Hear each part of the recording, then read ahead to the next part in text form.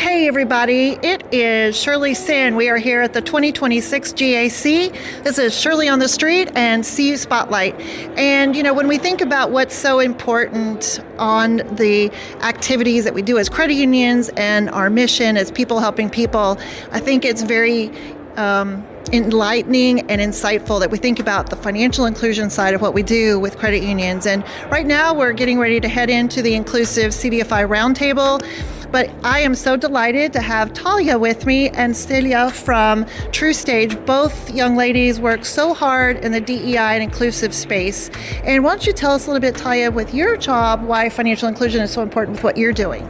Yeah, absolutely. So my role in conjunction with collaborating with folks like Celia is really making sure that our credit union employees have the space of inclusion and belonging at their institutions. So financial inclusion is important to me in the work that we do because when we center really like the purpose and the driven mission of credit unions, which is to, help people, make sure that everyone has a brighter future for financial access. You can't do that if your employees inside of your credit unions are not being taken care of, right? So the way your members' experiences are reflected, in my opinion, as a direct mirror of how your employees are being treated within the credit union. So happy employees, psychological safety, that translates directly to your member experience. Exactly. So that's why it's important to me in my role.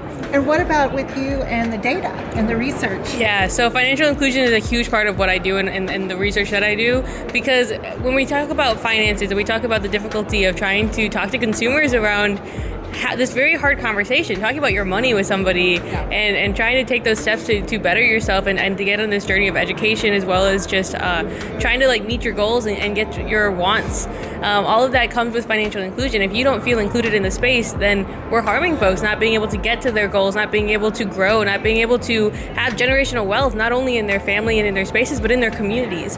And so financial inclusion is just such a big part of that, but it's also a huge goal of continuing to work towards that in order so that way more people are able to really feel seen in this movement, and also be able to better themselves and for their family and for their loved ones.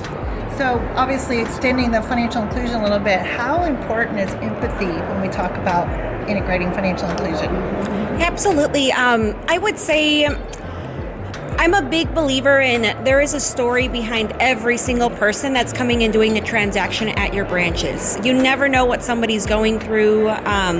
Right now, I think about there's so much going on in our country right now that it's impacting people in a lot of different ways. And when we don't have empathy, when we don't lead with that vulnerability, that authenticity within our credit unions, it doesn't render a very positive member experience when someone's coming in doing a withdrawal or deposit, so on and so forth. So empathy is huge in my opinion, when working with our credit unions and such.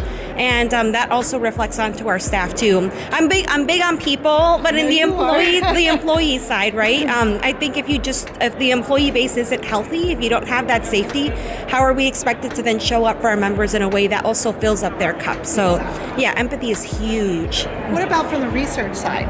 Yeah, if you don't have empathy in your research and the approach of how you talk to your consumers and how they write a question, then they're not going to have the trust to answer that, to answer it truthfully, to share their truth with you, to share their stories. And it's such a huge part of it. If you don't have empathy when you're doing the data, when you're looking at the research, then you're never going to get to that goal point. You're never going to build that trust, because if you can't see them as people and you're only looking at them as numbers, then you'll never get over that hump. Yes.